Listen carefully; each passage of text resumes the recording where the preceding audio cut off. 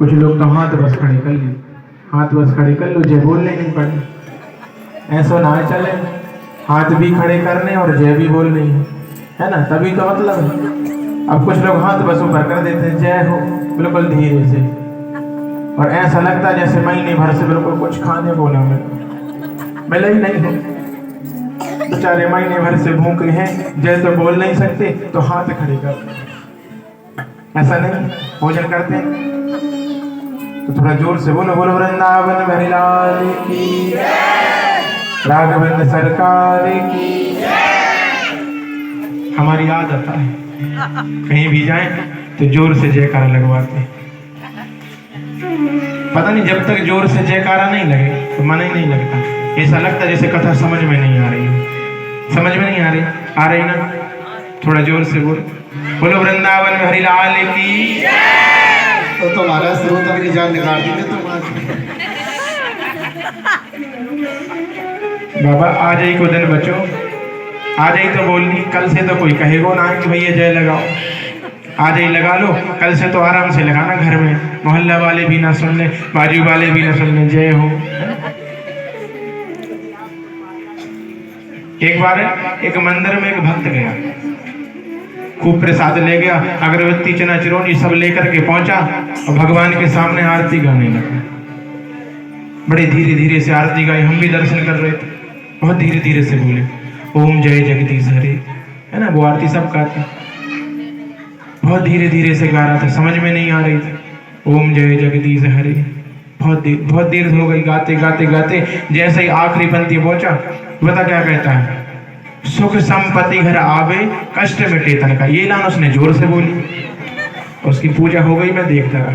पूजा होने के बाद में पूछा, भैया आप बहुत धीरे से आरती गा रहे थे, आपने जेलान जोर से क्यों बोली कि सुख संपत्ति घर आवे, कष्ट मिटे तन का?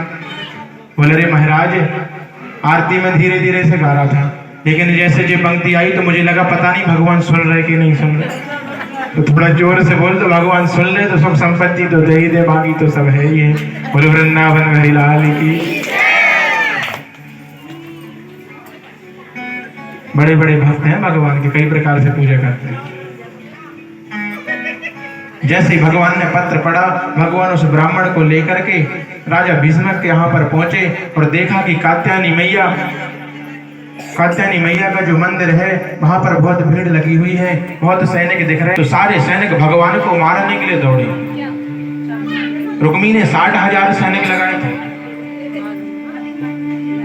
कि मेरी बहन को कुछ हो ना जाए, मेरी बहन को कोई दिक्कत ना आ जाए, अच्छे से विवाह हो। उसने 60,000 सैनिक लगा दिए। आज जैसे ही भागने के लिए दौड़े, लेकिन पता है भगवान ने जैसे ही उनको देखा और सैनिकों ने भगवान को देखा, और जैसे ही कन्हैया ने नेक मुस्कुरा दिया, ज्यादा नहीं थोड़ी सी मुस्कान दिखा दी, सारे सैनिक मोहित हो गए। बताओ मैया, सैनिक मारने के लिए आ रहे थे, लेकिन उस कन्हैया ने, उस द्वारकाधीश ने थोड़ी सी मुस्कान क्या ला दी, सारे सैनिक भूल गए कि हमें इनको मारना है कि पूजा करनी। अब तो जितने सैनिक थे उनके रूप का वर्णन करने लगे। एक बोला, अरे भैया देखो तो कितना अच्छा रंग है, सांवरा सांवरा सा है, हमको तो लगे कहीं का राजकुमार है। दूसरा सैनिक बोला कि अरे तुम रंग देखते हो, देखो कितना सुंदर मुस्कुराता है, आहा। अरे एक बार मुस्कुरा दे तो कोई भी व्यक्ति कितना भी दुखी हो उसके दुख दूर हो जाते हैं। तीसरा बोला, अरे तुम मुस्कान देखते हो, देखो बांसुरी कितनी अच्छी लिया है, आहा कितनी सुंदर बांसुरी है, जब भी बजती होगी तो पता नहीं कितनी सुंदर लगती होगी।